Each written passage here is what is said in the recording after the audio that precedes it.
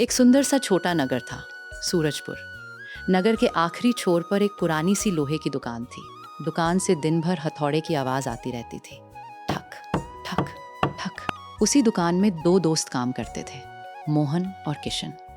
दोनों बचपन के दोस्त थे। गरीब परिवार से होने के बावजूद दोनों मेहनती और ईमानदार थे। मोहन लोहे को गर्म करके अलग अलग औजार बनाता था और किशन उन्हें आकार देने और घिसने का काम करता था। एक दिन शाम को दुकान बंद करते समय किशन ने अपनी जेब टटोली। उसमें केवल 6 सिक्के थे। मोहन, आज फिर इतने ही पैसे मिले। घर का राशन भी खत्म होने वाला है। समझ नहीं आता जिंदगी कब बदलेगी। मोहन मुस्कुराया। जिंदगी अपने आप नहीं बदलती भाई, उसे बदलने के लिए मेहनत करनी पड़ती है।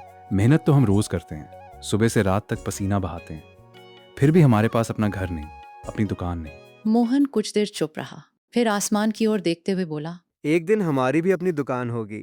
सच? हाँ, छोटी हो या बड़ी, लेकिन अपनी होगी। वहाँ हम किसी के नौकर नहीं होंगे। किशन हंस पड़ा। सपना देखना आसान है दोस्त, लेकिन उसे पूरा करना बहुत मुश्किल। मुश्किल है, नामुमकिन नहीं। दोनों घर की ओर चल पड़े। अगली सुबह दोनों हमेशा की तरह दुकान पर पहुंचे, लेकिन आज दुकान का मालिक बहुत परेशान दिखाई दे रहा था। उसने दोनों को अपने पास बुलाया। मोहन, किशन, मुझे तुम दोनों से एक ज़रूरी बात कहनी है। पिछले कई महीनों से दुकान का काम ठीक नहीं चल रहा। मुझे खर्च कम करना पड़ेगा। किशन ने घबराकर पूछा, मालिक, हमसे कोई गलती हुई है क्या? नहीं, तुम दोनों मेहनती हो, लेकिन मैं अब दोनों को काम पर नहीं रख सकता। मतलब हमें नौकरी से निकाल रहे हैं। मालिक ने सिर झुका लिया। हाँ बेटा, आज तुम्हारा आखिरी दिन है। दोनों ने अपना सामान उठाया और दुकान से बाहर आ गए। कुछ देर तक दोनों सड़क किनारे चुप बैठे रहे। देख लिया तुम्हारा सपना? मोहन ने उसकी ओर देखा।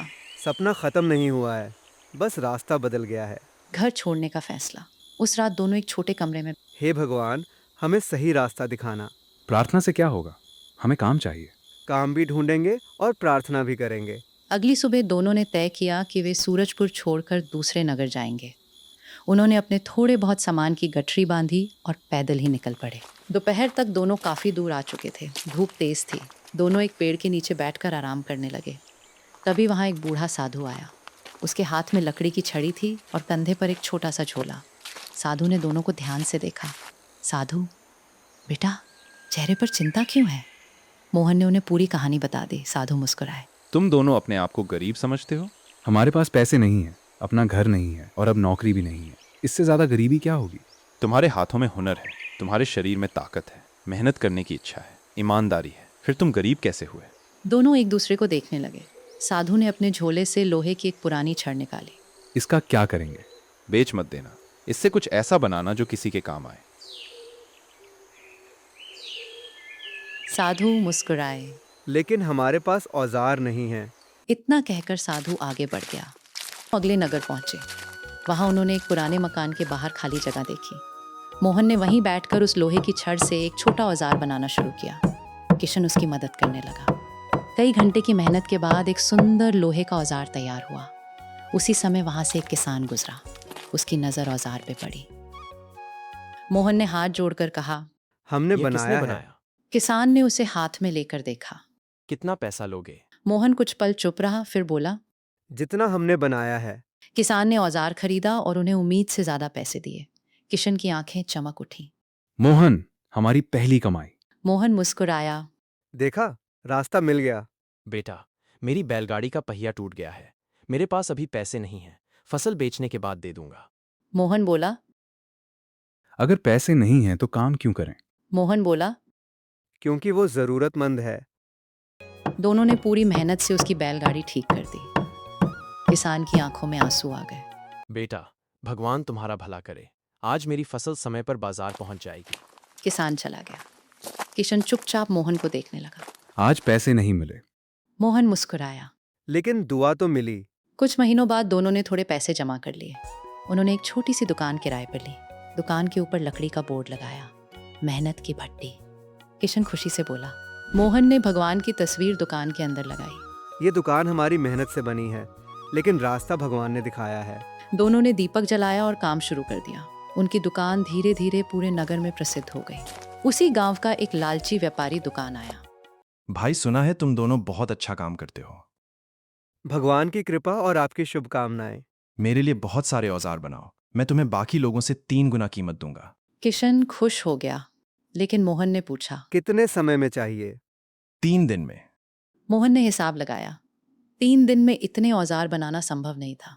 माफ कीजिए, हम उतने समय में इतना काम पूरा नहीं कर पाएंगे। पैसे ज्यादा मिल रहे हैं और फिर भी मना कर रहे हो? हम जितना अच्छा काम कर सकते हैं उतना ही करेंगे। जल्दबाजी में खराब सामान देकर पैसा कमाना हमें मंजूर नहीं। धनराज वहां से चला गया। तुमने इतना बड़ा सौदा क्यों छोड़ दिया? पैसा बड़ा नहीं होता भाई, ईमान बड़ा होता है। सबसे बड़ी मुसीबत, कुछ समय बाद नगर में बहुत तेज बारिश हुई। नदी का पानी बढ़ गया। बाढ़ का पानी धीरे धीरे नगर में घुसने लगा। कई दुकानों में पानी भर गया। मोहन और किशन की दुकान भी डूबने लगी।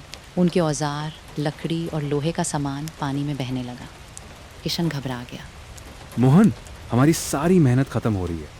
मोहन भी दुखी था, लेकिन उसने हिम्मत नहीं छोड़ी। सामान चला गया तो फिर बना लेंगे, पहले लोगों की मदद करते हैं। दोनों ने दुकान छोड़कर लोगों की मदद करना शुरू कर दिया। उन्होंने लोहे की छड़ों से अस्थायी पुल बनाए। बच्चों और बुजुर्गों को सुरक्षित जगह पहुंचाया। पूरी रात दोनों बिना आराम किए लोगों की मदद करते रहे। अगली सुबह बारिश रुक गई। जब दोनों अपनी दुकान पे वापस आए तो दुकान का लगभग सारा सामान खराब हो चुका था। किशन जमीन पे बैठ गया। अब फिर से शून्य से शुरुआत करनी पड़ेगी। मोहन ने कहा। हाँ, लेकिन इस बार हम अकेले नहीं हैं। तभी बाहर से आवाज आई। आज समझ आया, अच्छे कर्म कभी व्यर्थ नहीं जाते। वही किसान था जिसकी बैलगाड़ी उन्होंने कभी मुफ्त में ठीक की थी। उसके पीछे नगर के कई लोग खड़े थे। किसी के हाथ में लकड़ी थी, किसी के पास लोहे की छड़, किसी के पास औजार, और कुछ लोग पैसे लेके आए थे। मोहन हैरान रह गया। किसान बोला। जब हमारे पास कुछ नहीं था तब तुमने हमारी मदद की थी। आज तुम्हें हमारी जरूरत है। एक एक करके नगर के लोग आगे आते गए। मेरी दुकान तुमने मुफ्त में ठीक की थी।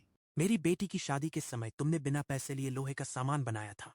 मेरी बेटी की शादी के समय तुमने बिना पैसे लिए लोहे का सामान बनाया था। तुमने मेरे खेत का औजार उधार दिया था। किशन की आंखों में आंसू आ गए। वो मोहन से बोला। आज समझ आया, अच्छे कर्म कभी व्यर्थ नहीं जाते।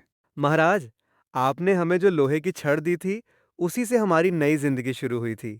साधु मुस्कुराए। नहीं बेटा, तुम्हारी जिंदगी उस छड़ से नहीं, तुम्हारी मेहनत और अच्छे कर्मों से बदली। किशन ने पूछा। महाराज, क्या यही भगवान की कृपा है? साधु बोले। भगवान हमेशा चमत्कार करके मदद नहीं करते। कभी वो किसी इंसान को तुम्हारे पास भेजते हैं, कभी तुम्हारे अंदर हिम्मत पैदा करते हैं, और कभी सही समय पर सही रास्ता दिखाते हैं। दोनों ध्यान से सुनते रहे। याद रखना, पैसा तुम्हारे पास आ सकता है और जा भी सकता है, लेकिन मेहनत, ईमानदारी, सेवा और भगवान पर विश्वास, ये तुम्हारा ऐसा धन है जिसे कोई तुमसे छीन नहीं सकता। मोहन ने हाथ जोड़कर कहा। अब हम अपनी कमाई का एक हिस्सा जरूरतमंद लोगों की मदद में लगाएंगे। किशन भी बोला। और किसी गरीब को सिर्फ इसलिए काम से नहीं लौटाएंगे कि उसके पास पैसे नहीं है। साधु मुस्कुराए। अब तुमने असली धन कमा लिया है। साधु वहां से आगे बढ़ गए। मोहन और किशन दुकान के बाहर खड़े होकर उन्हें जाते हुए देखते रहे। फिर दोनों ने भगवान की तस्वीर के सामने दीपक जलाया। हे भगवान, हमें इतना ही देना कि हम मेहनत करते रहें और जरूरतमंदों के काम आते रहें।